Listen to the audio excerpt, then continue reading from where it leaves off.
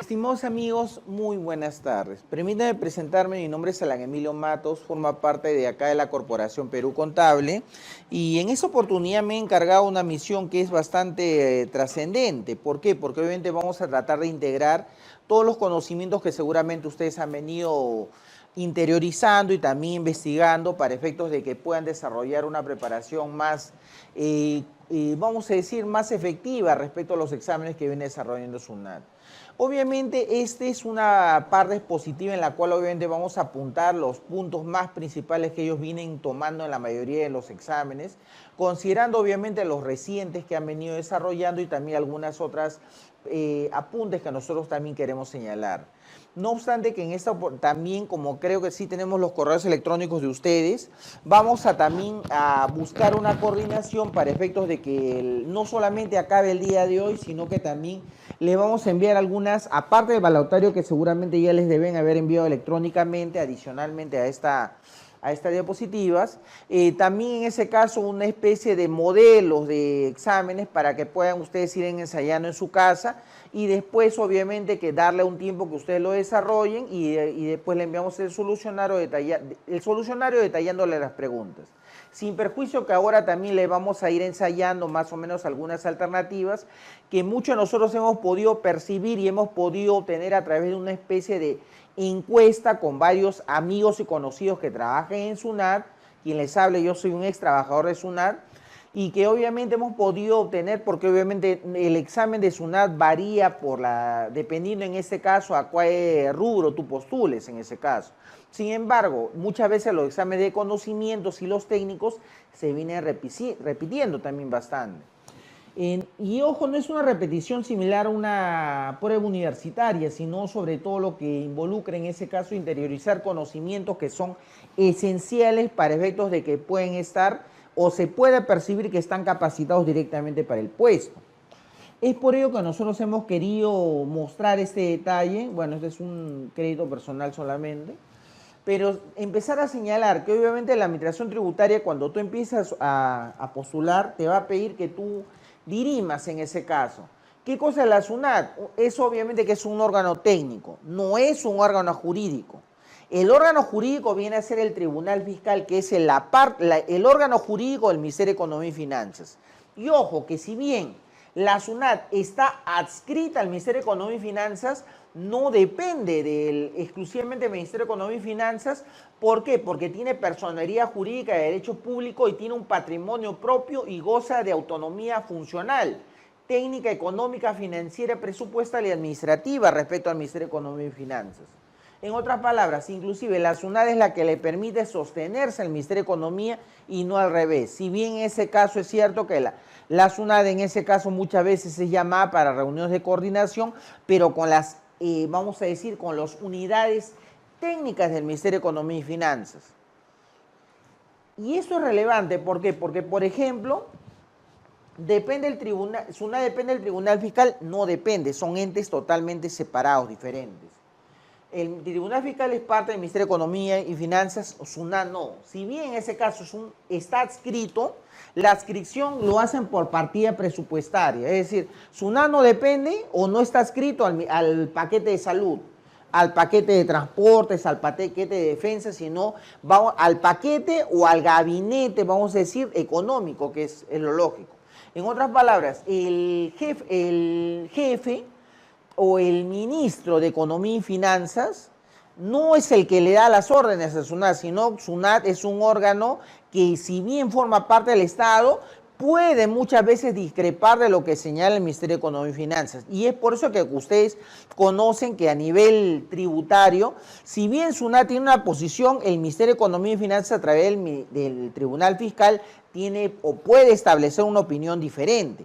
Lo que ocurre es que dentro de la pirámide, vamos a decir, de orden de jerarquía, el Tribunal Fiscal viene a ser un órgano superior jerárquico cuando se discute una controversia tributaria. Y es por eso que muchas veces, para frenar ese conflicto, el Tribunal Fiscal, ¿qué hace? Emite una resolución de observancia obligatoria para decirle, señores SUNAT, no discutas ese punto porque este es el criterio del superior jerárquico, que es el tribunal fiscal para una controversia específica.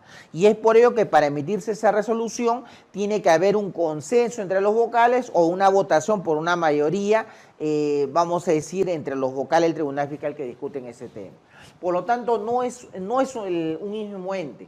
Es más, forma parte de SUNAT del Consejo Normativo de Contabilidad. El Consejo Normativo de Contabilidad es un ente que que es del Ministerio de Economía y Finanzas y del cual la SUNAT tiene un representante.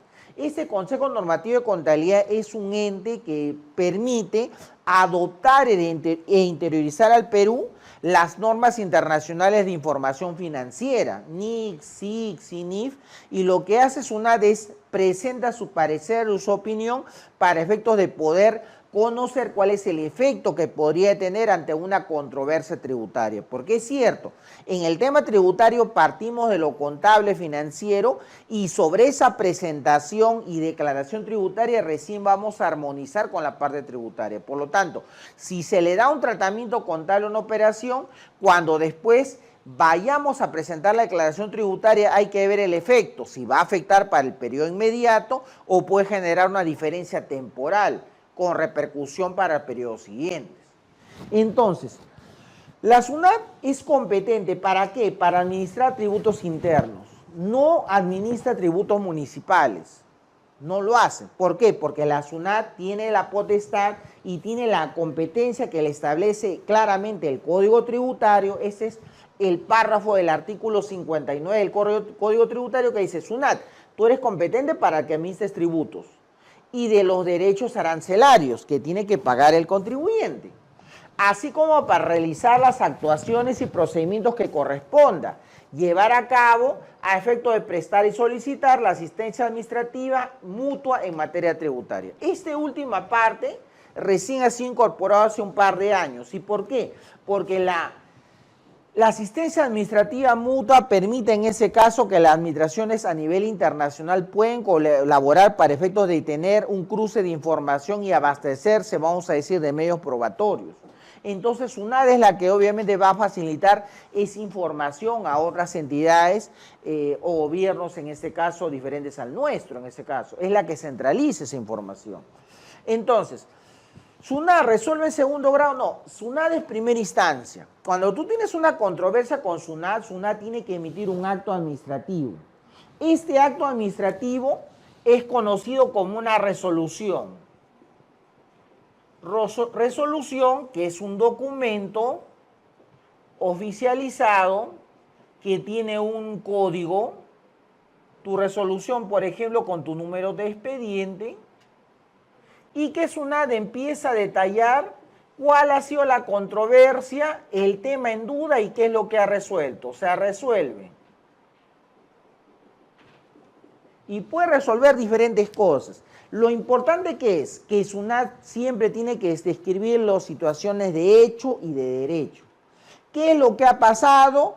¿Qué es lo que ha analizado en SUNAT? ¿Y qué es lo que ha tomado como base legal o normativo para dar una conclusión? Esa resolución es una resolución de primera instancia, no, ni siquiera de primera instancia, sino SUNAT resuelve una controversia.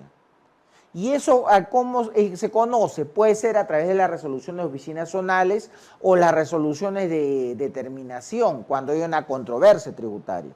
¿Por qué? Porque miren, normalmente cuando SUNAT verifica o analiza una controversia, ¿qué te dice? Señor, te voy a enviar una carta o una comunicación. Esta comunicación lo hago ¿para qué? Para conocerte. Y puede ser que te envíe y te pide información. Susténtame esta operación. ¿Qué ha pasado acá? Quisiera que me expliques. Puede ser de diferente manera. O de repente que el contribuyente está pidiendo una solicitud de fraccionamiento, una prescripción. Señores, miren, había un problema, yo quiero acogerme a un tratamiento o un procedimiento tributario específico. Entonces, en esa circunstancia, SUNAT debe emitir un pronunciamiento. Y ese pronunciamiento puede ser de dos tipos: contencioso o no contencioso. En lo contencioso, ¿qué cosa es? Lo que contiendes, lo que hay un conflicto de ideas. Señor contribuyente, yo he podido identificar que debes impuestos, has declarado mal, por lo tanto yo voy a emitir una resolución de determinación o una resolución de multa. Y en algunos casos específicos una orden de pago. En un caso no contencioso, SUNAT emite una resolución que puede ser resolución de intendencia o resolución de oficina zonal, y también da su criterio. Yo creo, señor contribuyente, que has cumplido correctamente el procedimiento, o de repente tu procedimiento te falta cumplir con algo, o de repente tu solicitud no es procedente, o puede pasar X circunstancias. No te concedo la solicitud que me has presentado porque te faltaron cumplir otros requisitos. En ese escenario, la Administración Tributaria tiene que emitir y detallar cuáles son las razones de hecho y de derecho. ¿Por qué? ¿Cómo llevé a cabo mi análisis y por qué llevé a cabo esa conclusión? Cuando estamos en una etapa contenciosa, SUNAT emite un pronunciamiento, y si tú no estás de acuerdo, puedes presentar una reclamación. Esa reclamación la presentas ante la misma SUNAT, que resuelve en primera instancia. Luego que SUNAT resuelve en primera instancia, si tú estás conforme, aceptas lo que te ha dicho SUNAT. Y SUNAT te puede decir paga o simplemente no es correcto lo que tú has planteado. Si tú no estás de acuerdo, puedes plantear un recurso a apelación. Esa apelación la presentas ante la misma SUNAT. ¿Para qué? Para que SUNAT todo el expediente que ha ido acumulando lo acumule y lo envíe con un oficio al Tribunal Fiscal, que viene a ser la segunda instancia administrativa. Y el Tribunal Fiscal, luego de recapitular toda la información que SUNAT ya hubo acumulado y que ya emitió pronunciamiento, va a dirimir con tus argumentos si en realidad tienes la razón o de repente lo que ha hecho SUNAT está correctamente, vamos a decir, resuelto. Esa es en la etapa contenciosa. En la no contenciosa, SUNAT igual emite un pronunciamiento y tú también puedes cuestionar este tema directamente a través de un recurso de reconsideración o puedes apelar el tema ante el Tribunal Fiscal. Y el Tribunal Fiscal de igual manera emite un pronunciamiento respecto al tratamiento legal que ha aplicado SUNAT. Es por eso que muchas veces los criterios de SUNAT no son los mismos que el Tribunal Fiscal. No, y eso lo van a encontrar. ¿Qué hago yo entonces para mi examen? Para el examen ustedes tienen que tomar el criterio que SUNAT está desarrollando, por eso que en el transcurso de la temática de repente hay un tema que ustedes tengan alguna duda, me preguntan nomás, todos los de la transmisión virtual también, Rosa, Yulisa, Soporte, está Ayrton, entre otros. Me indican nada más, ¿por qué? Porque lo vamos a tratar de hacer lo más pegado a lo que cómo SUNAT te lo va a plantear en tu examen. Ahora, SUNAT se divide en tributos y en aduanas, no, es uno solo actualmente, no se vayan a equivocar en eso. SUNAT es uno solo, ¿y por qué? Porque ahora han entendido que es una nueva forma de administración. ¿Para qué? Y es lo más clásico. ¿Cuál es la misión de SUNAT? Eso sí tratan de memorizarlo. La misión de SUNAT es servir al país, o sea, el ánimo de servir. Si ustedes llegan a la entrevista de su examen de preparación de SUNAT, les preguntan, siempre SUNAT le dice, ¿por qué quieres entrar acá? ¿Qué aportarías? O sea, ¿qué es lo que tú aportas a la SUNAT? Yo tengo me gusta servir, colaborar, a eso le encantan, a los que te entrevistan en SUNAT le encantan eso. Me gusta servir, colaborar, trabajar en equipo, es clásico. Por eso ellos, como saben eso, te plantean una interrogante, te dicen, si tú tienes un conflicto entre las personas, siempre responde, es bueno la comunicación, que se planteen las ideas y que se pueda llegar a la solución más orientada al interés público. Con eso ya aprobaron ya. ¿Por qué? Porque a SUNAT no le gusta, por ejemplo, y ojo, ese para que aprueben el examen, que tú digas, yo sé más que el resto y que yo impongo mi idea. Eso no le gusta al SUNAT. No le gusta ni cuando está en el trabajo ni en el examen de selección. Lo que a SUNAT le gusta es, yo sirvo al país, busco tener una comunicación y que todos participen. ¿Por qué? Porque esa es la idea de un trabajo en equipo. Y esto se resume bastante en la visión. ¿Por qué? En la misión de SUNAT es servir al país, ¿para qué? Proporcionando los recursos necesarios para la sostenibilidad fiscal y la estabilidad macroeconómica, contribuyendo con el bien común. O sea, yo te sirvo, ¿para qué? Para que yo recaude y pueda generar el bien común. Para ello tengo que trabajar en equipo. O sea, mediante la administración, que no lo hace una persona, sino lo hace un conjunto de departamentos y personas, y el fomento de una tributación justa y un comercio exterior legítimo. Tributación justa y el comercio legítimo. Pregunta entonces, ¿qué cosa es tributación justa? Un marco tributario que permita que todos conozcan sus obligaciones y que el Estado te ayude a poder cumplirlas. Olvídense de la educación es bonita. Si tú le dices en una pregunta, señorita, caballero, ¿y por qué? ¿Cómo llegarías a alcanzar la tributación justa? La tributación justa es que todos conozcan sus obligaciones y deberes y que la SUNAT le facilite el cumplimiento de las mismas. Con eso, excelente, te van a decir. No se olviden de eso. Tributación no justa no es que los impuestos bajen. ¿Por qué? SUNAT te va a decir, ¿cómo va a bajar los impuestos si yo tengo que recaudar y necesitamos plata para la tributación, para que se cumpla con la sostenibilidad del Estado? Entonces te dejan en el aire. O sea, es que todos conozcan sus obligaciones porque la SUNAT, el planteamiento es que todos tienen que tributar igual. Pero hay injusticias, eso no es cosa tuya porque tú no eres el Congreso de la República ni postulas a la presidencia de la República.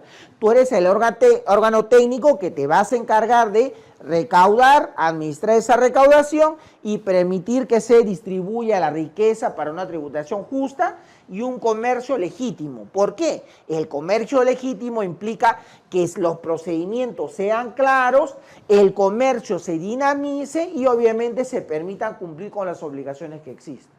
Ese es el criterio que ellos tienen como la misión. Pero otra cosa muy diferente es la visión, que es lo que ellos buscan. Y SUNAT tiene un objetivo al 2020. Miren. El objetivo de la SUNAT es bien claro, convertirse en la administración tributaria y aduanera más exitosa, moderna y respetada de la región, que es algo normal, pues. Se supone que si tú quieres destacar, quieres ser la más moderna, la más exitosa de la región, es decir, de toda Latinoamérica. Para ello, entonces, la administración tributaria compite en procedimientos con el SI chileno, el SRI ecuatoriano, y en aplicación de procedimientos, el debate, ¿cuál es? Es quién hace el procedimiento más fácil, de más fácil cumplimiento. ¿Qué es lo que quiere ser SUNAT? Exitoso. ¿Por qué? Lograr resultados similares a lo que las administraciones de países desarrollados alcanzan en ese caso. Obviamente que es diferente el nivel de cumplimiento tributario. ¿Por qué? Porque ustedes saben que la evasión tributaria en el Perú es escandalosa. La mayoría de personas no quiere pagar sus impuestos, no quieren cumplir sus obligaciones. Es más, a nadie creo que le gusta pagar impuestos. Si muchos lo pagamos porque, bueno, para evitar sanciones tributarias. Entonces, SUNAT te puede preguntar, ¿y tú qué harías frente a eso? Permitir que las personas conozcan sus deberes y que las conozcan. Ahí sí te puedes un poquito volar y decirle desde la etapa que de la formación, de la instrucción primaria, secundaria, en la universidad se permitan dinamizar ello.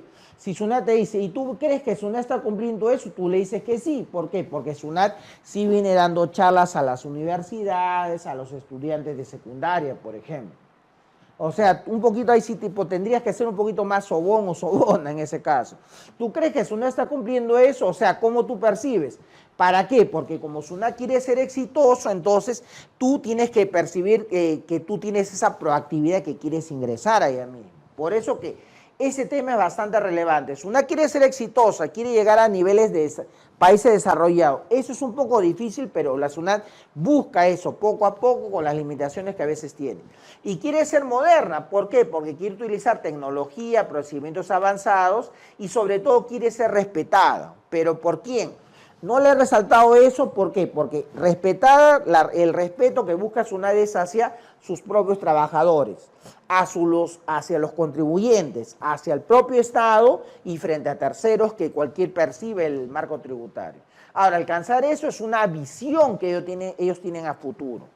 Y alcanzar eso, obviamente ellos te podrían plantear ese escenario cuando estés en una etapa de entrevista. Sobre todo las entrevistas varían en ese punto. Es más difícil que te pregunten un tema técnico en una entrevista. O sea, tú tienes que más preocuparte al momento de dar el examen en ese caso. Porque llega la entrevista, vas tranquilo y te pueden plantear alguna pregunta bien general en ese caso. ¿Qué piensas de las detracciones? ¿Qué piensas de la fiscalización a las playas? ¿Piensas que el impuesto a la renta tiene que bajar, tiene que subir? Cosas así te pueden preguntar. No te tranquean otro tipo de preguntas.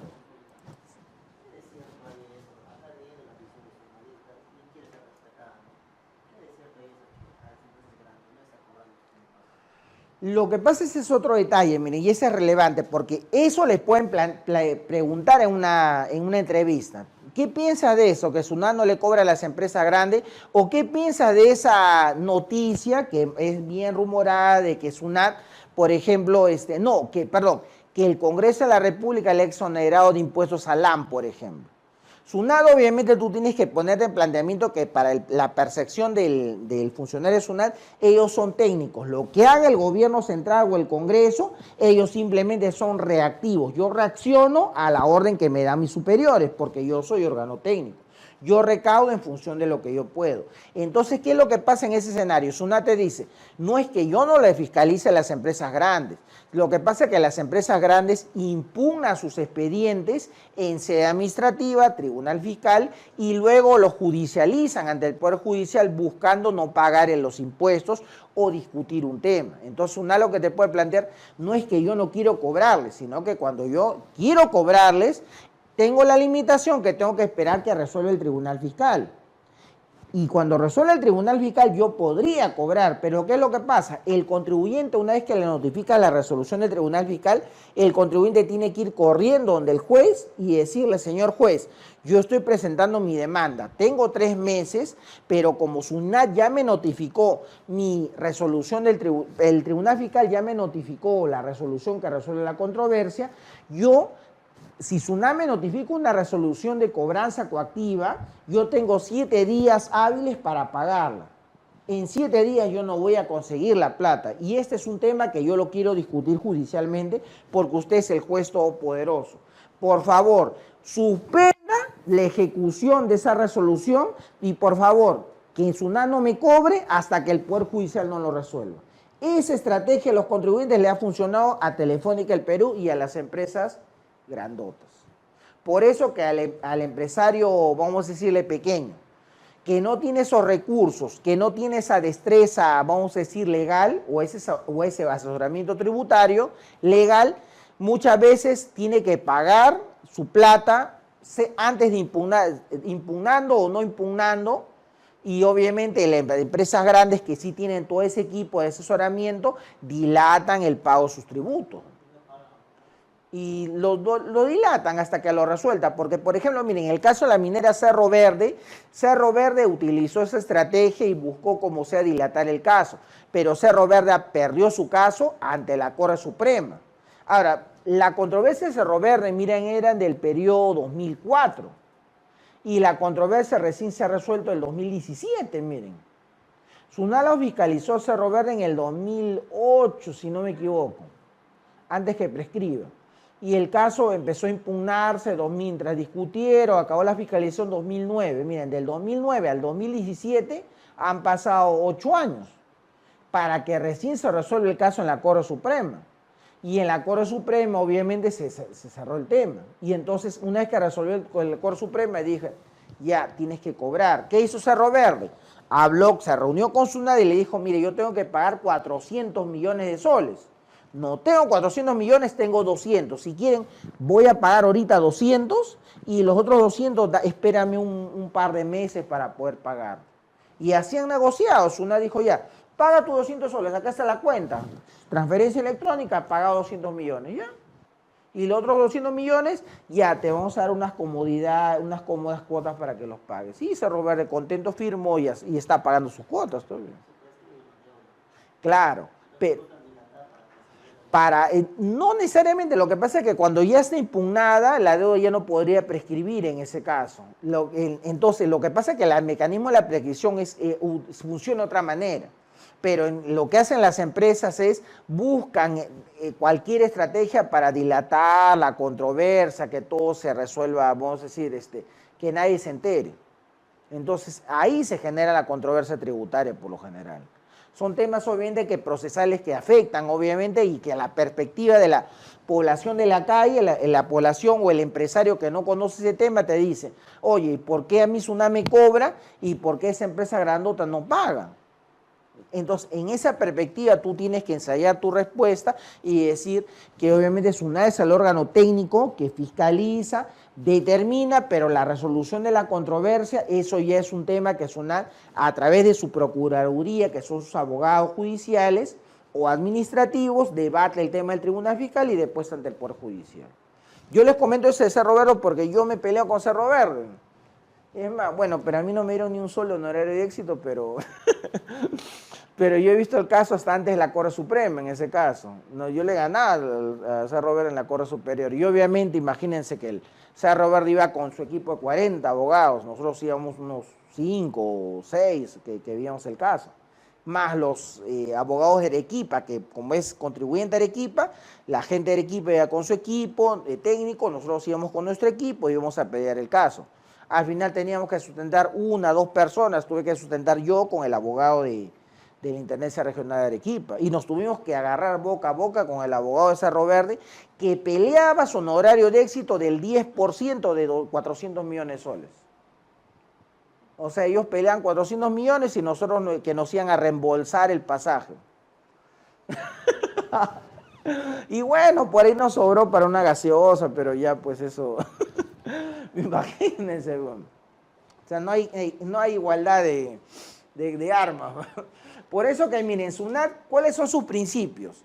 Ser autónomo. SUNAT ejerce sus funciones aplicando su propio criterio. Por eso que si bien hay una opinión de alguien del Poder Judicial o de inclusive del, vamos a decir, del Tribunal Fiscal, SUNAT tiene su propio criterio que lo ensaya a través de informes, oficios o cartas, que son las que piden gremios representativos, llámese cámaras de comercio, colegios profesionales, universidades o otro tipo de gremios que permiten en ese caso buscar alguna uniformización de criterios. SUNAT dice, mi criterio es este, y el criterio de SUNAT siempre va orientado hacia el interés público.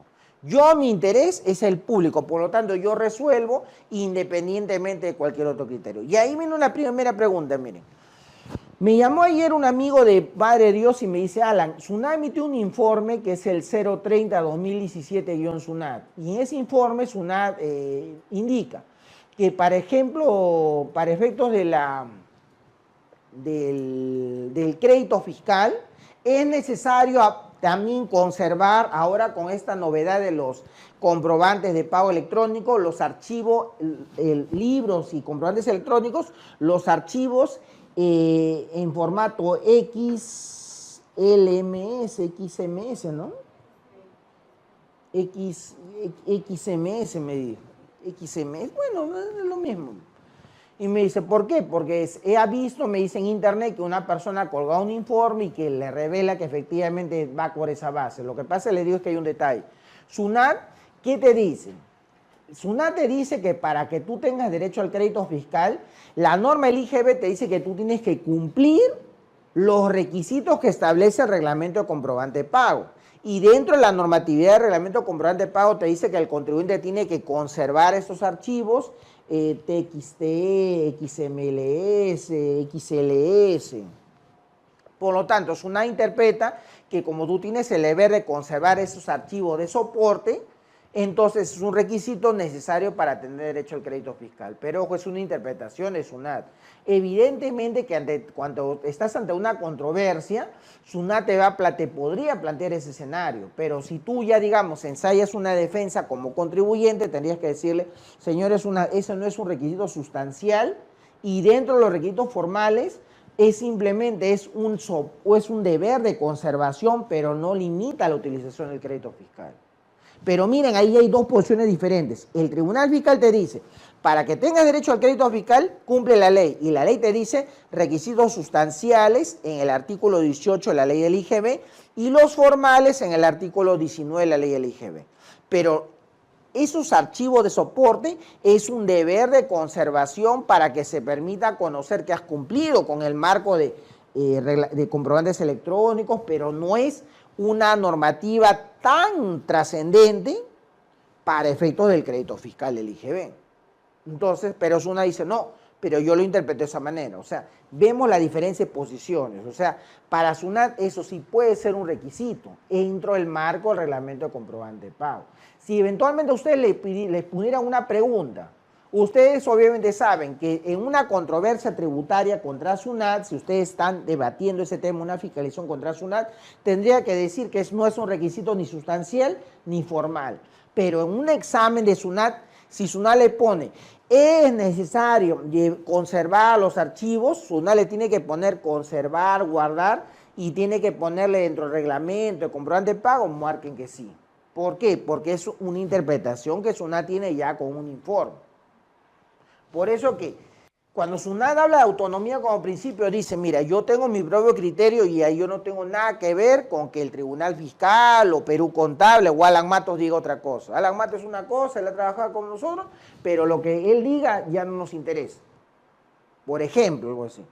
O el Acuerdo Supremo ha dicho eso, ya bueno, el Acuerdo Supremo diré eso, pero si no es observancia obligatoria, yo tengo mi propio criterio y no lo cambio. Salvo que obviamente ya yo después emita otro informe, Sunat, y cambie o busque una uniformización o armonización de criterios. Ese es por eso el criterio de la autonomía. Sunat tiene autonomía técnica, preserva su independencia y estabilidad institucional y busca ser honesto. ¿Por qué? Lo que Sunat te busca siempre es ser honesto. O sea, si te preguntan, ¿cuál es el valor que más resalta de tu persona? Di que eres honesto. Sí, me gusta ser honesto, servir al país y trabajar en equipo. O sea, servir al país, trabajar en equipo y ser honesto. Con eso ya prácticamente dijeron, tú calzas en el perfil, te dice. Justa, recta, íntegra, guardar respeto hacia el contribuyente. Entonces te pueden plantear dependiendo del área que vas. Y si qué pasa si tienes un contribuyente que es malcriada o malcriado. Tú tendrías que, tú le dirías, yo tengo que hablarle siempre con la cordialidad y pedirle al Señor que yo quiero ayudarlo. ¿Por qué? Yo quiero ayudarlo, yo quiero servir al contribuyente.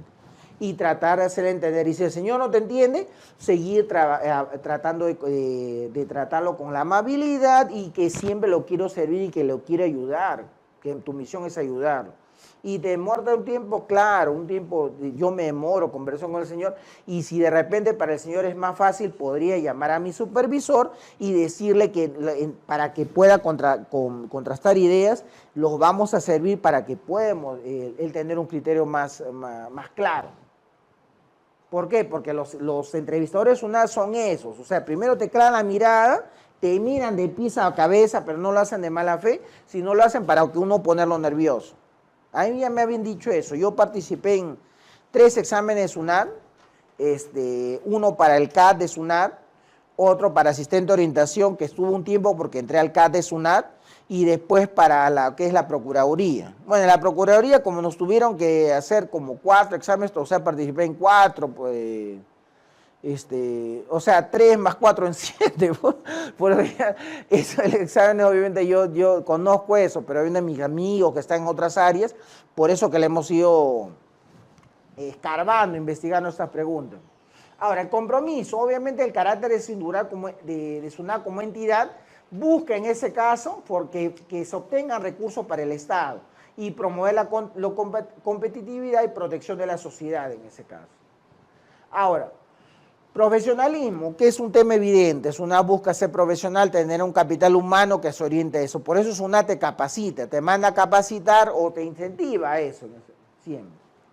Vocación de servicio, que va de la mano en ese caso con la misión de servir al país.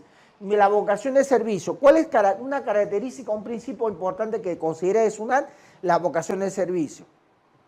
Obviamente que es bueno la autonomía, honestidad, compromiso, pero te van a decir, para ti, ¿cuál es el más importante? Siempre vocación de servicio, porque si tienes vocación de servicio, así no sepas un tema, tu vocación de servicio te va a permitir investigar y resolver un tema porque no todos lo sabemos todo. La vocación de servicio, la institución SUNAT y sus miembros deben tener una permanente orientación a brindar un servicio de calidad que comprenda y satisfaga sus necesidades, usuarios y operadores del comercio, así como otros usuarios, utilizando eficientemente los recursos y optimizando la calidad del mismo en ese caso. Trabajo en equipo, lo que le comentaba, a SUNAT le encanta todo trabajo en equipo. Por eso en las preguntas psicotécnicas, les preguntan a ustedes, ¿te consideras mejor? Te dicen, totalmente verdadero o totalmente falso. Trabajando solo en equipo, de repente muchos trabajamos bien trabajando solos, pero por el examen ponga trabajando en equipo, trabajar en equipo. Me encanta trabajar en equipo, totalmente verdadero. ¿Por qué? Porque esa es la pregunta que si tienen que discutir entre dos participantes, es la pregunta que te dicen, él elige a ella o a él, ¿por qué? Porque trabaja en equipo. Flexibilidad supone cuestionarse permanentemente cómo se puede hacer mejor las cosas. ¿Por qué? Porque si bien SUNAT tiene procedimientos, constantemente te dice cómo puedo mejorar. O cómo, de repente, el procedimiento que ya tengo, mejorarlo mucho más en ese caso. Entonces, es un tema de principio que ellos siempre manejan. Ojo, entonces, SUNAT, ¿qué hace? ¿Qué administra como tributos? Lo más clásico, entonces. Vemos que administra el IGB. El IGB es el tributo más, que tiene más normatividad y es el más, vamos a decir, conflictivo. Aunque algunos comentan que es impuesto a la renta. Sin embargo, miren, en el IGB encontramos un detalle especial. En el IGB no solamente tenemos que ver el débito fiscal. ¿Qué cosa es el débito fiscal? Las operaciones grabadas. Por ejemplo, venta en el país de bienes muebles. Y entonces, ¿qué cosa es un bien mueble? La ley del IGB te define que es bien mueble. Miren, yo tengo una moneda. Bueno, acá no. Y esa moneda es un bien mueble. ¿Por qué? Bien mueble que según el Código Civil se puede enviar de un lado a otro. O sea, la venta de la moneda está grabada con IGB. Un momentito, la propia ley del IGB te complica el panorama y te dice, la venta de la moneda nacional, extranjera, títulos, valores, acciones, no se considera bienes muebles para efectos del ámbito del IGB. Por lo tanto, la casa de cambio, cuando venden moneda, tú le cambias tus dólares, euros por soles o al revés, no grava IGB esa operación. Porque es una operación excluida del IGB. ¿Tributa renta? Por supuesto. ¿Y cuál es la...? ¿Y en renta qué es lo que tributa? La ganancia que obtiene la casa de cambio. Para eso la casa de cambio tendrá que registrar sus ingresos generados producto de la operación. ¿Y la ganancia cómo se obtiene? La diferencia de lo que está cobrando en el tipo de cambio, obtiene una ganancia. Esa es la ganancia devengada. Lo que va a tributar mensualmente vía PTC 21 y después en el impuesto a la renta anual. Ese es un detalle relevante, miren, ahí que tenemos. Entonces, IGB te complica el panorama porque no todas las operaciones que se consideran clásicamente, vamos a decir, como operaciones grabadas lo son. Muchas veces tenemos operaciones, vende en el país de bienes muebles. Miren, lo que pasa es que he importado mercadería. La mercadería está en la zona primaria de aduanas. Y bueno, la mercadería no ingresó al país todavía, está en zona primaria de aduanas. Y no ingresó al país, ¿por qué? Porque tenía que pagar un IGB para nacionalizarlas, para que ingrese al territorio nacional. Sin embargo, justo un barco panameño me dijo, amigo, véndeme tu mercadería que justo necesita y en lugar de irme hasta San Juan del Lurigancho a comprarlo, te lo compra acá nomás en el Callao. Toma, te lo vendo a un precio barato, te lo vendo, entonces ya tú te ahorraste costo de transporte, costo de almacenaje y otros. En ese escenario, entonces, ¿tú qué tendrías que plantear? Es un bien mueble, para que sea un bien mueble tiene que estar en el territorio nacional. Y la zona aduanera, la zona primaria de aduanas, no se considera territorio peruano. Por lo tanto, su venta no está grabada con el IGB. O sea, la venta de bienes antes de que ingresen al territorio nacional no graba IGB. Otra operación que no está grabada con IGB. 20 bienes muebles, pero también hablamos de servicios. ¿Qué cosa es un servicio? Es una prestación de dar, hacer o no hacer. Por ejemplo, miren, a mí me contratan para que yo no baile ballet. Alan, ¿tú bailas ballet? Sí, yo bailo ballet, reggaetón, guaracha, tango. Bailo, bueno, salsa no sé bailar, pero por ahí. Entonces, ¿qué pasa? Pero te voy a contratar para que no bailes durante un año. Esa es una prestación de no hacer. O sea, me están pagando para que no haga algo. Un momentito, pero Alan, pero tú eres una persona natural y eso es cuarta categoría. Ah, ahí está la distinción. Para el IGB, el servicio que está dentro de su ámbito de aplicación es cuando quien lo presta es un ente de tercera categoría, empresarial, que puede ser una persona natural con negocio, una sociedad o una empresa. Claro, si yo soy una persona natural con negocio, mi actividad es de tercera categoría. Si soy una ONG, la ONG es tercera categoría también. Si soy una sociedad anónima, soy ente empresarial. Una IRL también soy un ente empresarial. Entonces, la actividad que desarrolla un ente empresarial o de negocios, tercera categoría, ese servicio de hacer, dar o no hacer, es servicio para efecto del IGB. Ahora, pero ahí se complica el panorama, porque miren, si yo soy una persona natural con negocio que emito facturas por mi servicio de baile, a mí me contratan para bailar con Yajaira Plasencia, bailo con Puro Sentimiento, Corazón Serrano, con Leslie Show, bailo con Mario Hart de repente. O bailo también a veces con Willa Luna también. Entonces yo bailo y emito mi factura. Esa factura es un servicio, pero me dicen, Alan, yo no quiero que bailes con ellos. Para ello te pago para que no bailes 5 meses con ninguno de ellos. Eso es un ingreso. Cuando Tsunami me fiscaliza, me va a decir, señor, ¿por qué ingresó esa plata a tu cuenta corriente?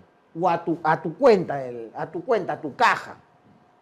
Es un ingreso, ya. Si tú no demuestras de qué cosa es ese ingreso, SUNAT puede pedir medios probatorios y puede llegar a la convicción de decirte, señor, ese es un ingreso por un servicio no es hacer ni dar un bien, sino no hacer algo. Por lo tanto, esa prestación es servicio y debiste grabar el IGB y tributar el IGB. Por lo tanto, si tú has cobrado 10.000 soles por el servicio de no hacer, has debido de pagar el 18% a la SUNAT. En otras palabras, has tenido que emitir una factura, ¿por cuánto? Por ejemplo, 8.300 soles y, por ejemplo, 1.700 soles de IGB. Aunque no es exacto acá, pero miren, ya ahí tendrías tu factura de 10.000 soles. IGB, y este es tu importe cobrado. No, tú vas a cobrar 10.000 soles, pero tu base va a ser 8.300, tu IGB. SUNAT te va a pedir esto. Esto págamelo a mí. Ya lo que tú hagas con esto es tu problema. Ojo que ese es independientemente de renta, porque eso también va a tributar impuesto de renta. Pero en IGB te va a decir, es un servicio que debió estar grabado con el IGB, te va a decir SUNAT. Ahora, pero si yo soy un prestador de cuarta categoría, o sea, no emito factura, yo presto cuarta categoría por simplemente mi habilidad de bailar, entonces el generador de cuarta categoría no graba IGB. O sea, si yo soy cuarta categoría, no hay IGB. ¿Para qué IGB tengo que ser tercera categoría? Ah, miren, pero no eres una persona, en realidad es una ONG. Las ONGs normalmente no pagan IGB cuando no son habituales. Y ahí viene el tema de la habitualidad. Cuando tú no tienes ánimo empresarial, el artículo 9 de la ley del IGB, específicamente el numeral 9.2, te dice, si no eres habitual en prestar un servicio, no pagas IGB. Una ONG no es habitual porque no se dedica de forma comercial a hacer ese tipo de servicios. Pero te conviertes en habitual si haces esa actividad de manera comercial. Por ejemplo, ¿qué ocurre eso? Soy una ONG y tengo mi local. Soy una ONG religiosa, política, gremial, de asistenta social, lo que sea. Menos educativa. ¿Saben por qué? Porque las entidades educativas, y eso sí está en el balotario que seguramente le han enviado Fernando o Patricio, eso lo van en el balotario. ¿Les han enviado el balotario por si acaso? Ya le van a enviar un balotario y aparte les voy a enviar otro, ¿ok? Para que vean la diferencia. Pero se lo explico una vez, miren. Las entidades educativas no tributan IGB, ¿por qué? Porque tienen una protección constitucional. Si tú eres una entidad educativa reconocida por el Ministerio de Educación, tu servicio no grava IGB, como ocurre en el caso de los colegios que son entidades educativas. No pagan IGB por su servicio en ese caso. Entonces, es por entidades educativas. El servicio educativo es un servicio, debería estar grabado con el IGB, pero como tiene una exoneración constitucional por la Constitución Política, no pagas el impuesto. Ni el servicio educativo, ni la venta de uniformes o similares, porque está dentro de un paquete. Sin embargo, si soy una ONG de otro tipo y yo alquilo mi local, porque miren, tenemos un local que lo utilizamos para las reuniones, cumplir nuestros fines sociales, pero tengo un segundo piso que lo alquilo para quinceañeros, matrimonios, para festejar San Valentín, Halloween, aniversario de colegio, profesionales, graduaciones. Ese local, si yo lo alquilo continuamente, entonces estoy desarrollando una actividad empresarial, entonces por ese servicio sí tendría que grabar IGB. ¿Por qué? Porque me vuelvo habitual. Es más, si yo, y es más, ese criterio es de SUNAT y del Tribunal Fiscal, ahí sí coinciden. Es más, miren, si yo recibo como donación vehículos y en un periodo de tiempo rápido los vendo, quiere decir que también estoy haciendo una actividad de venta habitual, por lo tanto sí grava IGB. Ha pasado el caso de varias ONGs que SUNAT les ha reparado y que, por ejemplo, les daban de donaciones camionetas 9x4, o sea, unas llantotas enormes, miren, grandotas así, con faros neblineros, con rayos láser las camionetas, grandazas. La recibía la ONG y a las 2 meses se lo vendían a la secretaria, al hijo del directivo de la ONG, a la sobrina ¿cómo se llama? Del portero de la ONG, por ejemplo. Y a un precio baratazo, porque mientras esas camionetas valían $100.000 en el mercado, se los vendían ellos a 500 soles. SUNAT, ¿qué le dijo? Tú estás recibiendo donaciones y lo estás vendiendo de una manera con frecuencia alta y estás obteniendo un margen de ganancia. Por lo tanto, eso te hace que esa operación sí debe de gravar IGB. Y ese caso el contribuyente ha perdido inclusive ante el Tribunal Fiscal. Por eso SUNAT tiene ese criterio de la habitualidad y sobre todo la habitualidad cuando es bien de bienes muebles, cuando es frecuencia, monto y cuando es una actividad repetitiva. Y en el caso de servicios cuando es similar a un carácter comercial. Entonces, por eso el IGB es un poco más complicado, porque no solamente te dice operación grabada, sino también te dice que no solamente tienes que pagar el IGB en las ventas. ¿Yo qué hago? Voy a vender mis bienes. Vendo mercaderías. Vendo mercaderías por 1.000 soles. El IGB, 180 soles. O sea, yo tengo que venderle al consumidor 1.180. En ese porcentaje. Sin embargo, tú no vas a tributar el 100%, que es el IGB. Tú vas a tributar el IGB de las ventas menos el IGB de tus compras, conocido como crédito fiscal, que viene a ser el IGB de tus compras. Por ejemplo, para yo vender esa mercadería, tú tienes que ubicarte. Eres una empresa comercial, o sea, yo compré bienes para después venderlos. Esos bienes, por ejemplo, los compré. Vamos a poner con color negro. Compré bienes por ¿cuánto? Por 800 soles. ¿Cuánto es el IGB? 18, ¿no? 8 por 8, 64, 8, 6. 14, ¿no? 144 soles. 944. Este IGB que yo tengo acá viene a ser mi IGB de las compras o mi crédito fiscal.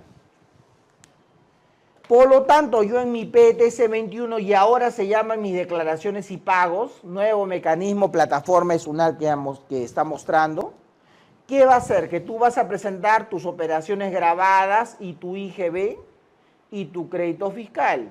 Débito fiscal, crédito fiscal por 144 soles. Y aparentemente aquí tendrías que tributar 36 soles, pero después vas a restar tus retenciones del IGB, tus percepciones que te han aplicado. O sea, para eso tienes que ver el régimen de retenciones del IGB, las percepciones que te han obligado a pagar también y algún saldo que tengas. Por lo tanto, tú no llegas a pagar 36 soles, de repente pagas menos. Pero para que SUNAT reconozca esos 144 soles tienes que cumplir un montón de requisitos. Primero, que sea bancarizado. Es decir, que se haya pagado necesariamente con un medio bancario a partir de que el importe de la operación supere 3.500 soles. O $1.000 si tu contabilidad está en dólares.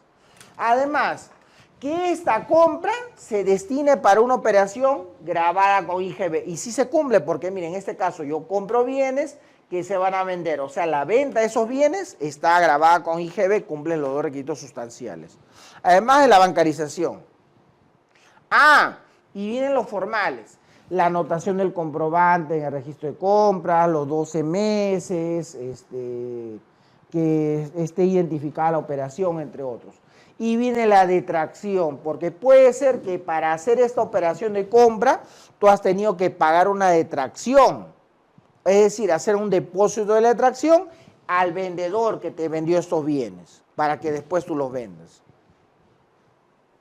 Compré alcohol etílico. Y el alcohol etílico es una operación ahora ya nuevamente reinstalada como detracción. Por lo tanto, en la detracción tengo que haber hecho el depósito de la detracción en la cuenta del que me vendió, para que yo pueda tener derecho a este crédito fiscal. Si no, no voy a tener derecho. Es decir, el IGB es un impuesto indirecto, porque miren, yo vendo, pero yo he tenido que comprar también. Al momento de comprar, yo he tenido que pagar este dinero y he tenido que un importe ahí. Yo debí de pagar 800 soles, pero me han cargado 144 soles más, es un impuesto indirecto. Y al momento de venderlo, el que me compra, le he tenido que cargar 1.180 soles, porque estos 180 soles van para SUNAT. No van los 180 soles, sino van el neto, vía mis declaraciones o pago PTC 21. En otras palabras, es un impuesto indirecto que se aplica a operaciones de venta o importación de bienes, así como prestación de servicios comerciales u otros en los contratos de construcción o la primera venta de inmuebles también. O sea, es un impuesto bien tedioso, pero para SUNAT es muy simpático. Por eso si les preguntan, ¿qué piensas del sistema de detracciones? Ustedes digan que está correcto. ¿Por qué? La detracción que permite que el contribuyente tenga un ahorro forzoso y con eso pueda pagar sus tributos. Por lo tanto, cumples con tu deber tributario.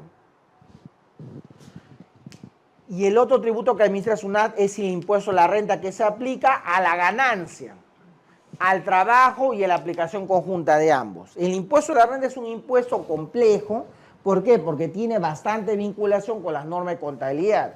Te permite conocer cuándo los activos se deprecian, calcular los costos de ventas, reconocer gastos e ingresos devengados también. Cuando uno tributa impuesto a la renta, tributa sobre la ganancia sobre todo. Pero el impuesto a la renta tiene varias ramas. El impuesto a la renta, como es complejo, ¿qué es lo que se ha buscado? Acercarlo al contribuyente, y de esa manera han hecho un abanico grande en el impuesto a la renta. Impuesto a la renta se dividiría entre impuesto empresarial y personas naturales. En el empresarial están los 4 regímenes clásicos más los sectoriales. El clásico, el general, que tributa sobre la ganancia, 29.5. El MIPE tributario, que es una mixtura, en realidad es una especie del general. En el MIPE tributario tienes una escala. Vas a tributar 10% solamente hasta que tu renta neta llegue hasta 15 UITs. Si tu renta neta supera las 15 UITs, ya tributas 29.5 por el exceso. pero las primeras 15 UITs solamente tributan de tu 15 UITs de tu ganancia o renta neta tributan 10%. Igual tienes que llevar libre de contabilidad y otros supuestos. Después de eso viene el régimen especial, que tienes una alícuota, un pago cuenta mensual cancelatorio, solamente la obligación de llevar registro de compras y ventas y algunas limitaciones, como es que tus ingresos no superen 525.000 soles. Esa es la principal limitación. En nivel de activos también está limitado. Y en el RUS, que ahora está actualmente disminuido a las categorías 1 y 2 nada más de RUS, y que prácticamente ya la ministra de Economía y el jefe de SUNAT han dicho que quieren desaparecerlo al 1 de enero de 2019. Y es más, lo más probable es que así lo logren, porque inclusive yo les comento que ya tienen el respaldo de la mayoría fujimorista. Un tema que en Perú Contable hemos venido comentando. O sea, prácticamente el nuevo RUS y el RER prácticamente están listos por desaparecer. Y todo pasaría a una bolsa de un nuevo régimen MIPE tributario, escalonado parece, pero todavía ese es un tema que está pendiente. Ahora, el impuesto a la renta también tiene un impuesto sectoriales. ¿Por qué? Porque tienes el régimen de promoción en zonas altoandinas, de la Amazonía, régimen agrario y otros por ahí que son por normas sectoriales, que varían solamente en pequeñas aplicaciones. Pero ojo, el impuesto a la renta, que es el empresarial, es diferente de las personas naturales. Las personas naturales tienen las rentas clásicas, rentas de primera, segunda, cuarta y quinta categoría, o de capital y del trabajo, que es la nomenclatura actual vigente. En el capital tenemos los arrendamientos, las rentas por regalías, las rentas que se generan por instrumentos financieros derivados de parte de la colocación de capitales, o también las rentas del trabajo, que ustedes saben que ahora tiene otra mecánica y que tienen deducciones de gastos. Estas deducciones de gastos en las rentas del trabajo permiten que las personas puedan tener sustentos y son vigentes a partir de, obviamente, del ejercicio de 2017 y que van a estar vigentes también en 2018 y habría que mejorarlas. ¿Por qué? Porque en el caso de las personas que generan renta de trabajo o de cuarta o de quinta categoría pueden tener derecho a deducciones como son pagos de arrendamientos, pagos de créditos hipotecarios, solamente en el caso de los intereses vinculados a ellos, o el pago de servicios que hemos tenido ante odontólogos, médicos o algunos otros profesionales que están en una lista cuestionable. Pero los dos tributos principales son esos. Ahora, tenemos el impuesto selectivo al consumo, que es un impuesto que es similar al IGB porque es indirecto, pero en el caso del selectivo al consumo es solamente para determinado tipo de productos o tipo de operaciones que el Estado considera que deben de aplicarse por un tema de política fiscal. Por ejemplo, se aplica a la producción o importación de productos como cigarrillos, licores, cervezas gaseosas, combustibles. Dentro de los combustibles, inclusive hay un anexo dentro del impuesto electoral al consumo que se permite aplicar cuando el combustible tiene un componente bastante nocivo para la salud. Y es un tema que hasta ahorita se viene cuestionando en tema judicial. SUNAT, como es ente técnico, dice: yo aplico lo que la propia ley del IGB y del selectivo del consumo me obliga en ese caso. Por lo tanto, en el selectivo del consumo sí es necesario aplicarlo para esos productos porque están fijados por norma legal. Y además, miren, un impuesto que los que han viajado obviamente pueden percibir en su boleto aéreo es el impuesto extraordinario para la promoción y desarrollo turístico nacional. Es un impuesto destinado a financiar actividades y proyectos de promoción y desarrollo de turismo. Su importe es $15 y es consignado y cobrado conjuntamente a través de todos los billetes o boletos de pasaje aéreo en ese caso. O sea, tú pagas tu boleto aéreo y están pagándose ahí este tipo de tributo. De igual manera, entonces, al caso de las empresas y negocios, también SUNAT administra lo que es el ITAM, que se aplica sobre los activos netos de la empresa y surge el 1 de enero de cada ejercicio gravable. Ojo, ustedes ya saben que ha salido recién la semana pasada o la antepasada ha salido el informe de SUNAT, el 008-2018, no, 008 es o 007. 007 es 007 de 2018-SUNAT. ¿Qué dice ese informe SUNAT? Dice que cuando tú vas a analizar el ITAM, Tú sabes que los activos, porque es impuesto temporal a los activos netos, normalmente tú los puedes medir a valor razonable, en aplicación de la NIF 13, de las NIC sobre todo. El activo vale a costo histórico 500 soles, pero a valor razonable no vale 500 soles, de repente vale 3.000 soles. Ese exceso del activo, del costo histórico a valor razonable, no aplica para el ITAN. Es decir, el ITAN solamente considera el activo a valor histórico nada más. Es un criterio que SUNAT ha adoptado para poder identificar cuál es tu base imponible respecto a este tipo de tributo en ese caso. Ojo que miren, hasta ahorita hemos visto impuesto, impuesto, impuesto, impuesto, impuesto. En el caso de los impuestos, de acuerdo al Código Tributario, tú no vas a percibir un beneficio directo. Es decir, la propia ley impone que tú tienes que pagarlo y tú tienes que esperar que el Estado pueda cumplir sus objetivos de una manera, vamos a decir, inerte. Es decir, el Estado no te va a dar nada a cambio por haber pagado tus tributos. Esa es la naturaleza de los impuestos. Y aquí aparece, por ejemplo, una especie de mixtura que es el ITF. Porque si bien el ITF en realidad tiene la naturaleza de impuesto, en el caso del ITF no ha sido percibido de esa manera, sino el ITF nació para controlar las operaciones que desarrollan las empresas y personas naturales. Es decir, el ITF su misión es percibir, saber de dónde vienen y a dónde van ese dinero o esas masas dinerarias, el flujo económico, porque el ITF te permite conocer y rutear el dinero. Por lo menos tener una idea, aunque no muy concluyente. SUNAT toma bastante en cuenta el ITF, ¿para qué? Para efectos de saber o poder suponer incremento patrimonial no justificado. Pues SUNAT dice, ¿por qué esta persona tiene tanto movimiento en el ITF? Si su remuneración son 2.000 soles mensuales y la persona, según el ITF, aparentemente mueve 15.000 soles mensuales. Esta diferencia no le está declarando, menos le está tributando. Sin embargo, eso no puede darse necesariamente de esa manera. ¿Por qué? Porque el contribuyente puede sustentar, por ejemplo, mire, ese dinero es un dinero que vino una herencia o que yo recibí un dinero por encargo de un tercero para colocarlo, pero tienes que presentar tu justificación para poder decir que es un incremento no justificado. O procede de una donación o de una herencia, por ejemplo, que podría darse circunstancia. Eso ahorita también lo vamos a hacer con detalle. Entonces, el ITF es una mixtura. ¿Por qué? Porque él grava algunas operaciones que realizan a través del sistema financiero.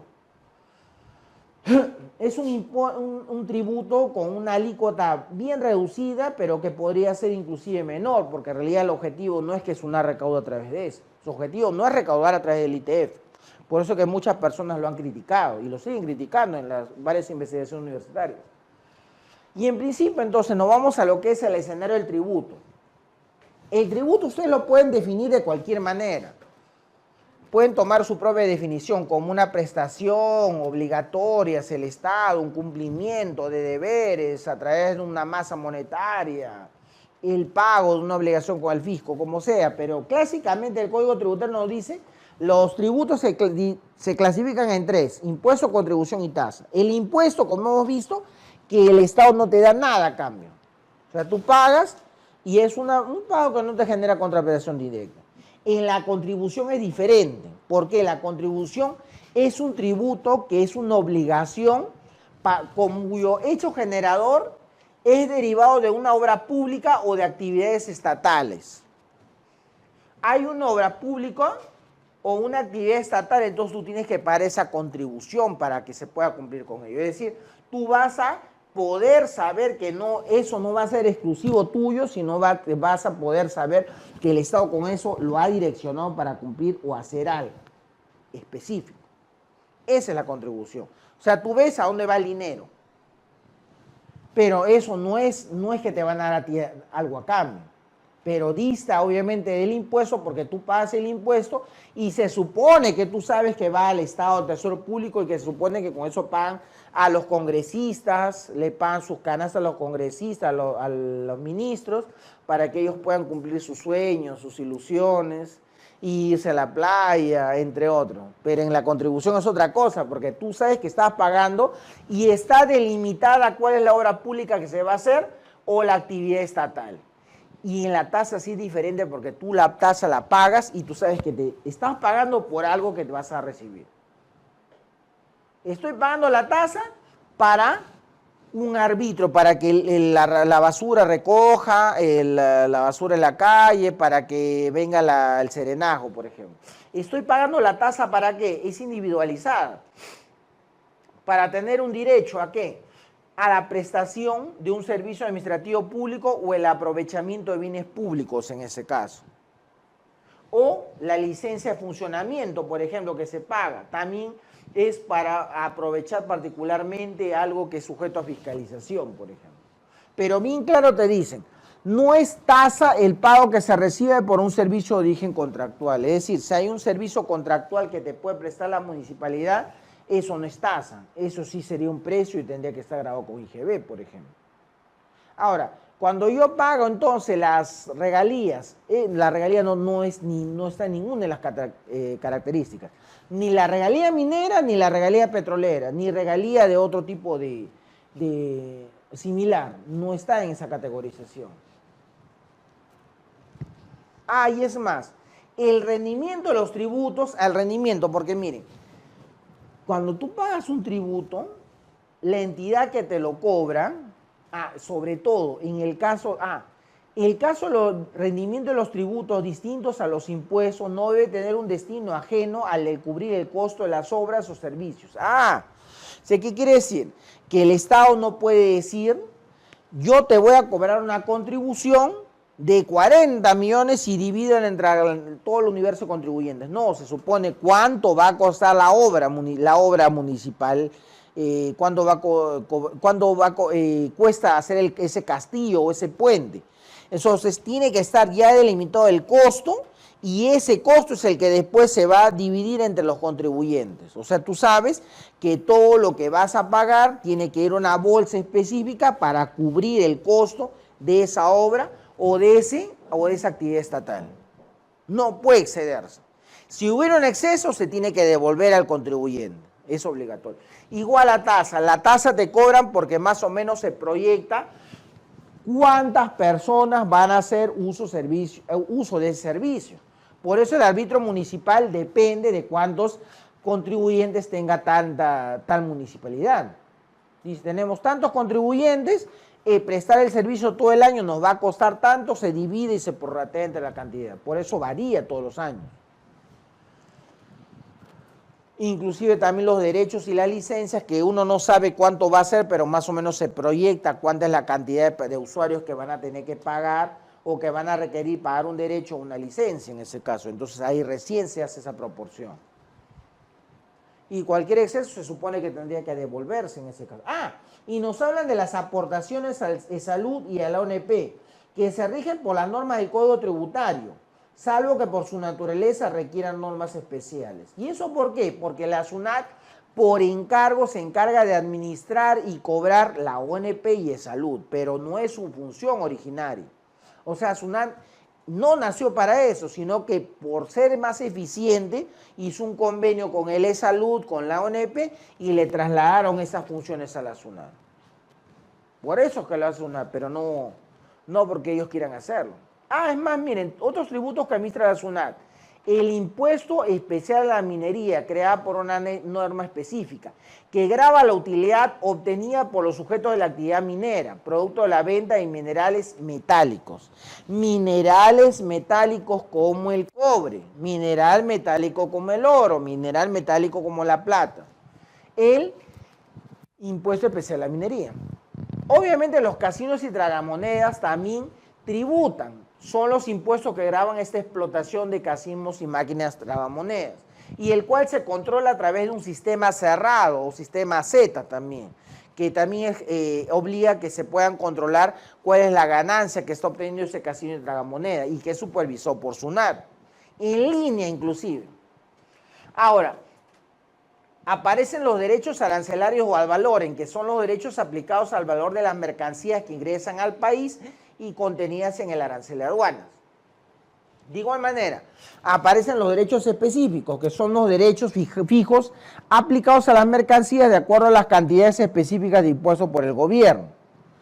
Los aportes, como citamos, a la salud y ONP que se hacen mediante este encargo dado con esta ley. Y la regalía minera, miren, que no es un tributo, pero específicamente le estamos tratando de incorporar al mismo por lo siguiente. Es un concepto, la regalía minera no tributario. O sea, la regalía minera la cobra SUNAT, pero no es tributario. Por una norma específica, únicamente se le encarga eso. Grava las ventas de minerales metálicos y no metálicos. Miren, impuesto especial a minería es impuesto a la venta de recursos minerales metálicos, pero la regalía se paga para ventas de minerales metálicos y también los no metálicos. Por eso lo pueden distinguir. La regalía minera obviamente que forma parte del costo de las entidades mineras. O sea, las entidades mineras eso lo consideran como parte de su costo de operación.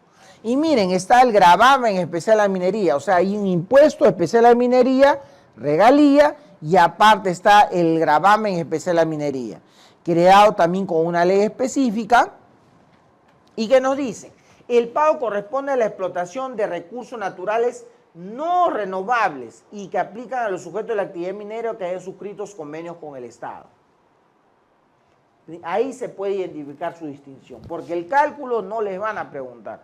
De repente una distinción, a ver si, ¿qué tributos administra SUNAT? Pero ojo, te pueden plantear en el interrogante, SUNAT se encarga de su administración y recaudación, pero es un concepto no tributario, la regalía minera. La regalía es un pago que forma parte del costo de producción de las empresas y se hace por la explotación de recursos naturales. Regalía minera que, por ejemplo, pagan las empresas como Cerro Verde en el caso del cobre, por ejemplo, o además de otras empresas mineras también. En el caso de Cerro Verde, ¿por qué Cerro Verde no quería pagar esta regalía minera de 400 millones de soles? Porque la interpretación de ellos tenía un convenio de estabilidad tributaria que les establecía que no tendrían que pagarlo. Sin embargo, la interpretación que le dijo SUNAT, un momentito, tú tienes un convenio de estabilidad, pero tu convenio de estabilidad cubría este escenario, esta concesión minera, esta unidad económica, esta área, este proyecto de inversión. Sin embargo, aquí tú tienes un proyecto de inversión diferente de este convenio. Por lo tanto, este nuevo proyecto de inversión no está en el convenio de estabilidad tributaria. Por lo tanto, si tienes que pagar regalía minera, porque a la fecha que salió este proyecto de inversión, con su estudio de factibilidad, ya está vigente la norma de regalía minera y por lo tanto tienes que pagar. Como no has pagado, tienes 400 millones de soles que has dejado de pagar. Como les reitero, ese caso lo perdió Cerro Verde contra el Estado peruano. Y esto porque, miren, es relevante el principio de legalidad. No se puede aplicar una norma tributaria si no existe respeto al principio de legalidad. Pero cuando sale del principio de legalidad, que es un principio constitucional, tributario, también se distingue con la reserva de ley, que es parecido pero no es lo mismo. El principio de legalidad te señala que a través de una ley se puede direccionar cuál es la orden del Estado, qué es lo que debes de hacer. En la reserva de ley, ¿saben lo que ocurre? La reserva de ley te dice que existen elementos mínimos que no pueden dejar de aparecer en una ley, como por ejemplo los sujetos. ¿Quién es el sujeto activo? ¿Quién es el sujeto pasivo? El sujeto activo por lo general siempre va a ser el Estado, el acreedor tributario. Y el pasivo o el deudor tributario es el contribuyente o el tipo de contribuyente que tiene que soportar ese pago. Por ejemplo, el acreedor tributario es la SUNAT. Ya, la SUNAT es el acreedor tributario. Pero el acreedor tributario también puede ser la municipalidad o el gobierno regional. La propia ley lo define. La propia ley define quién es el deudor tributario. Aquel contribuyente que importe. O sea, si yo no importo, no soy contribuyente. Yo soy contribuyente, pero yo no importo. O sea, yo no tengo que soportar ese tributo porque yo no he hecho la acción que me dice la norma. Si la norma me dice, el que importa, yo soy contribuyente porque tengo mi RUC, pero yo no he importado, entonces yo no tengo nada que ver ahí. El SUNAT no me puede venir a decir, tienes que pagar ¿Por qué tengo que pagar si yo no he importado? O sea, la propia norma define acreedor, deudor tributario, contribuyente. ¿Quién es el que tiene que pagar? ¿Quién es el sujeto pasivo? Pasivo el que paga. Entonces, ¿qué cosa tiene que pagar? Un porcentaje, un impuesto ya directo, porque puede ser que me digan tienes que pagar $10, $5, 500 soles, 1% de tus ventas. Esa base tiene que estar claramente identificada. ¿En qué momento? ¿Cuándo? Todo eso lo resguarda la Reserva de Ley. Miren, solo por ley o decreto legislativo se puede crear, modificar o suprimir tributos, no por otra norma. ¿Saben qué ocurría hace años? Hace años existió una controversia con lo que son los regímenes de retenciones y percepciones, que si bien no son tributos, el cuestionamiento era, oye, las retenciones y percepciones han sido establecidos vía una resolución de SUNAT y no a través de una ley, por lo tanto habría vulneración al principio de legalidad y de la Reserva de Ley que establece que los elementos mínimos tienen que estar contenidos en una norma con rango legal, sea decreto legislativo por permiso del Congreso a favor del Poder Ejecutivo o a través de una ley que establezca el Congreso de la República. No se cumplían retenciones y percepciones. Llegó hasta el Tribunal Constitucional y el Tribunal Constitucional dijo, bueno, nosotros vamos a dar un plazo hasta fines de diciembre para que el gobierno cumpla con subsanar esa omisión. Y durante ese plazo de tiempo vamos a hacer como que le vamos a esperar al Estado que regularice esa circunstancia. O sea, le dio una oportunidad para que el gobierno subsane. El gobierno emitió una ley que permitía establecer el ámbito de las retenciones y percepciones y a cubrir ese manto de legalidad que estaba ausente. O sea, no es que generó un descalabro de los regímenes de retención y percepción, sino lo que se buscó es una alternativa para evitar un perjuicio para el fisco. Porque lo contrario que tuvo que hacer el Estado, devolver el dinero, que eran millones de soles, miles de millones de soles, y después recién instaurar la regularización de su marco legal. O sea, en principio, por ley o por decreto legislativo se pueden crear o modificar tributos, señalar el hecho generador, el cálculo, la alícuota o el porcentaje, el acreedor, el deudor. Además, quién es el agente de retención o percepción. Solamente por ley se puede dar exoneraciones. O sea, el jefe de SUNAT no puede ser loco y decir te voy a exonerar. No, a mis amigos les voy a exonerar de impuestos. No, tiene que ser a través de una ley. Por eso que salió el FRAES. Este FRAES que fue vía decreto legislativo que el Congreso de la República le dio permiso para que el gobierno, a través del Poder Ejecutivo, emita un decreto legislativo para que se aplique el FRAES. ¿Por qué creen que salió la norma de repatriación de capitales, que también fue una norma similar? Yo voy a permitir que tú laves activos, en realidad, para hacerlo más sencillo. O sea, para que tú repatries capitales y si tienes rentas no declaradas, pagues un 7% o 10% y con eso estás saneado tus pasivos y otro tipo de vacíos legales. O sea, la norma de repatriación de capitales, ¿qué es lo que buscó en realidad? Que las personas sinceren sus operaciones. Una vez que sinceran sus operaciones, pagando el tributo que corresponde a SUNAT, obviamente un tributo más reducido, entonces ya podías empezar a trabajar tu dinero en el país de una manera más transparente. ¿Qué reportó SUNAT? Que a la larga su expectativa mal asesorada no cumplió los objetivos correspondientes y por lo tanto se ha generado un vacío para SUNAT. Por eso que SUNAT ahorita necesita plata. De que necesita plata de todas maneras. Pero solamente por ley o decreto legislativo se pueden dar esas normas, concesiones o similares. Inclusive normar procedimientos, definir infracciones o sanciones, o establecer privilegios. Acá está la norma de repatriación de capitales, privilegios, preferencias o garantías para una deuda. El FRAES también está metido por acá. Normar formas de extinción de la obligación tributaria. Salvo en caso de los gobiernos locales, que ellos tienen otro tipo de mecánica en ese caso.